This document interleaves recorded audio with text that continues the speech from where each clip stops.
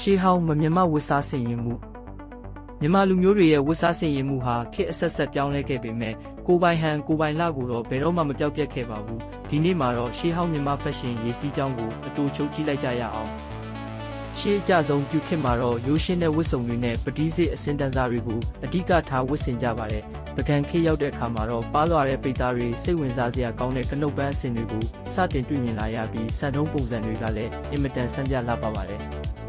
ကုန်းပေါင်ခေတ်နဲ့ရတနာပုံခေတ်ကတော့မြမဝတ်စားဆင်ရင်မှုရဲ့အထွတ်ထိပ်လို့ပြောလို့ရပါတယ်အမျိုးသားတွေကဂုံမျက်နှာကိုပြဖို့စလွယ်တိုင်းကြသလိုခေါင်းပေါင်းအစတွေကိုလည်းထံပါပါပေါင်းလာကြပါတယ်အမျိုးသမီးတွေမှာတော့နာမည်ကျော်လွန်းရကျော်ချိတ်ထဲတွေနဲ့ရေရော်တပိရှည်ကြီးတွေကိုတင့်တယ်ခံရစွာဝတ်ဆင်ခဲ့ကြတာဖြစ်ပါတယ်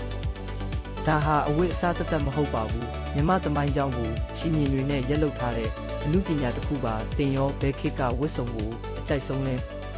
ခါမန်မှာမျှဝေပေးခဲ့ပါဦး